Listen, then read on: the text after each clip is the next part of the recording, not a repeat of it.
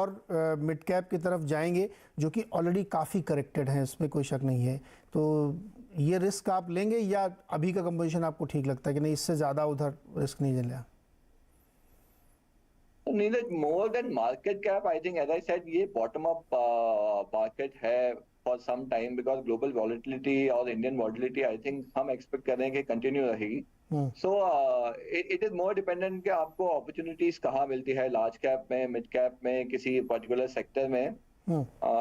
क्योंकि in a slowdown the good part is कि some of the sectors can react very sharply, and you might get really attractive opportunities from a next 3-4 year point of view. तो मैं I don't think मैं market cap पे comment करना चाहूंगा कि हम mid cap की तरफ जाएंगे या लार्ज कैप की तरफ जाएंगे। I think stock selection and sector selection ज्यादा मेजर रोल प्ले करेगा rather than market cap at this point of time. तो विनय, स्टॉक सिलेक्शन कैसे, वैल्यू पे या ग्रोथ पे? वैल्यू बाई करेंगे आप या ग्रोथ देखेंगे फोकस?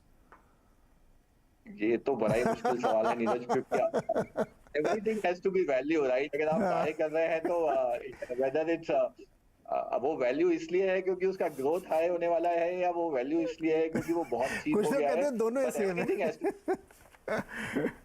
बिल्कुल।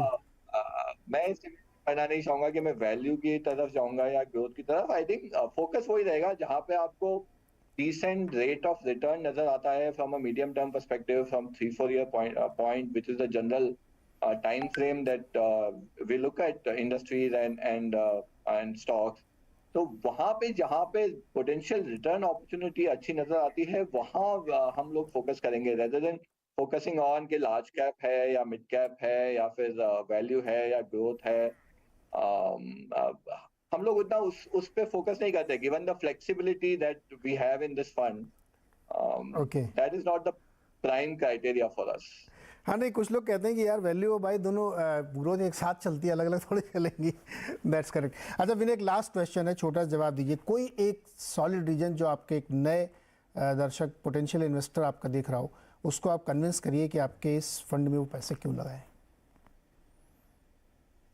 तो आई थिंक आपका इन्वेस्टमेंट तो हमेशा आपका रिस्क प्रोफाइल और आपका क्या होराइजन है, आपकी क्या लिक्विडिटी है, उन सब फैक्टर्स पे डिपेंड होना चाहिए। बट जहां तक हमारा सवाल है, जैसे कि मैंने पहले भी कहा कि हम लोग फोकस कर रहे हैं कि इस फंड में हम लोग जो भी हमारी रिसर्च टीम के या फंड मैनेजर के या हम कलीग्स के, उनके जो हाई कन्विक्शन आइडियाज हैं वो इस फंड में most of the time reflect होने चाहिए।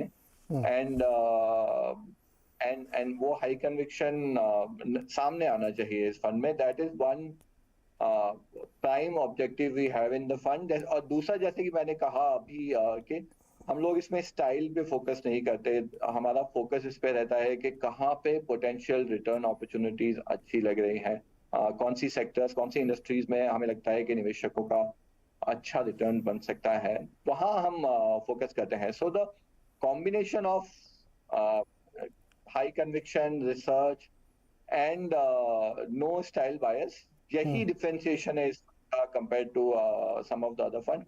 बट ऑब्वियसली निवेशकों को अपना रिस्क प्रोफाइल और अपना लिक्विडिटी प्रोफाइल वो सब देख के ही निवेश करना चाहिए। बिल्कुल, जैसा कि इसका नाम है, फोकस्ड है, और फोकस क्या है, आपके लिए बढ़िया रिटर्न कमा के दे। तो बिल्कुल सही कहा विनय जी ने कि कोई स्टाइल शीट फॉलो नहीं करते हमको। जिधर लगता है कि यहाँ बहुत अच्छी रिटर्न आ सकते हैं, कंपनी बढ़िया है, कोई इश्यूज़ नहीं है, वहाँ पे ये करते हैं। और अच्छी बात है फ्लेक्सी कैपिटल, इसमें मार्केट कैप का ये किसको चूज़ करें इसके रिस्ट्रिक्शंस नहीं है।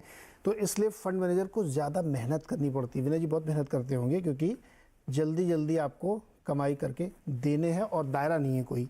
विनय सर बहुत बहुत शुक्रिया हमारे साथ जुड़ने के लिए, फंड पे बातचीत करने के लिए और अच्छे से समझाने के लिए कि आपकी इस फंड में फ़िलॉसफी क्या है। तो आज की मुलाकात थी विनय जी।